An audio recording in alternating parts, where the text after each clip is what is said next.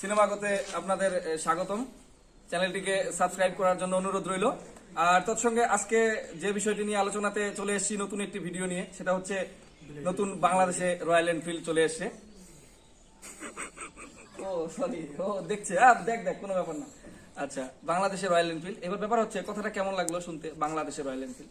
তো সেই উদ্দেশ্যে আমি একটা কথা বলতে চাই। আগে বাংলাদেশে ছিল 165 সিসি ইঞ্জিনের উপরে বাংলাদেশ সরকার তাদের গাড়ি রাস্তায় চলবে না, তেমন একটা ব্যাপার ছিল। কিন্তু এখন সম্প্রতি একটা সংস্থার সাথে, জাপানের একটা সংস্থার সাথে আলোচনার মারফতে সেটাকে 350 সিসির করানোর একটা কথা চলছে। সেটা এখনো কনফার্ম না, তবে সেই উদ্দেশ্যে আমি আজকে আপনাদের সামনে তুলে ধরবো রয়্যাল এনফিল্ড। আমার পিছনেই দাঁড়িয়ে আছে টাইগার, রয়্যাল এনফিল্ড 350 ক্লাসিক গান মেটাল গ্রে। মন গড়া যত রাইডার আছে, বাইক রাইডার, আমার মনে হয় এই বাইকটাকে অপছন্দ করতে পারে এমন কোনো রাইডার নেই। তো ক্যামেরাম্যানকে বলবো একটু সামনে নিয়ে আসার জন্য, আমার গাড়িটাকে সুন্দর করে দেখানোর জন্য। তো এটা হচ্ছে গান মেটাল গ্রে EFI 350, দেখতে পাচ্ছেন এখানে EFI 350 ইলেকট্রনিক ফুয়েল ইনজেক্ট, ঠিক আছে। তো এটা হচ্ছে সব FI ইঞ্জিন আমরা যেটাকে বলতাম, সেটা হয়ে গেছে। এটাতে কোনো কার্বোরেটর নেই, একদম সরাসরি কার্বোরেটর ছাড়া এটা। এবং আগের তুলনায় এটার মাইলেজও খুব ভালো। এটা প্রায় আমার যতটুকু অভিজ্ঞতা তাতে বলছি আমি, এই পর্যন্ত প্রায় 40 মাইলেজ প্রায় দিয়ে দেয় এই গাড়িটা। এবং এর ট্যাঙ্ক হচ্ছে 13.5 লিটার, 13.5 লিটার ট্যাঙ্ক। গাড়িটার কালার কম্বিনেশনও খুব ভালো।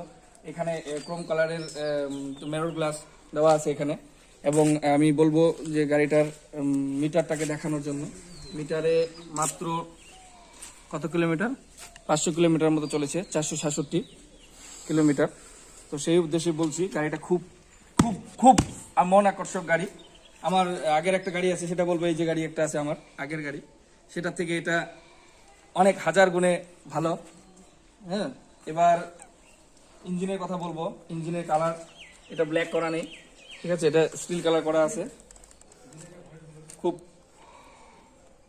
মজা। এই গাড়িটা হচ্ছে ডবল ডিসের এবং ডবল ABS, ঠিক আছে। খুবই কন্ট্রোলিং, খুব ভালো, যেটা বলা চলে। আর ভাইব্রেশনের কথাটা যেটা বলবো, আগে বাইকে ভাইব্রেশন যে ছিল তার তুলনায় অনেক অনেক কমে গেছে ভাইব্রেশন আগের থেকে। আগে 60-র উপরে যখন চালানো যেত তখন ভাইব্রেশন হতো, কিন্তু এখন সেটা আছে, কিন্তু অনেকটা ইমপ্রুভ হয়ে গেছে। তো আপনারা দেখতে পাচ্ছেন গাড়িটা, এদিকে আসতে বলবো যে এটা হচ্ছে সামনে এবং পিছনে দুটোতেই অ্যালয় হুইল আছে, এবং সেটার জন্য গাড়িটাকে আরো দেখতে আরো খুব ঘ্যামার বা স্মার্ট লাগে।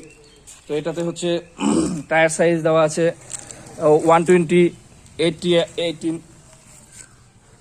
120/80/18 টায়ার সাইজ উইথ ABS।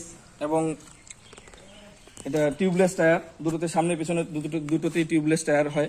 এবং এটার মধ্যে আরো অনেক কালার আছে। আমি এখন একটু স্টার্ট করে দেখাবো এটার এক্সস্ট সাউন্ড, ইঞ্জিন এটার। এবং BS4 মডেলে যে এই এক্সস্টটা যেমন ছিল, আগে এটাকে এই পর্যন্ত হাফ করে দেওয়া ছিল উপরে কভারটা, কিন্তু এখন এটাকে ফুল করে দেওয়া আছে সম্পূর্ণটা, দেখতে পাচ্ছেন। গাড়ির থেকে প্রায় আরো 1 ইঞ্চি এটা বাইরে আছে। খুবই মানে মন আকর্ষক জিনিস যাকে বলা হয়। তো বন্ধুরা, আজকে আমি ভিডিওটা আমি করলাম, এবং পরবর্তী আপডেট অবশ্যই আমি আপনাদের দিব। এবং এখন আমি গাড়িটাকে স্টার্ট করে দেখাবো। ক্যামেরাম্যানকে একটু বলবো একটু দূরে যাওয়ার জন্য।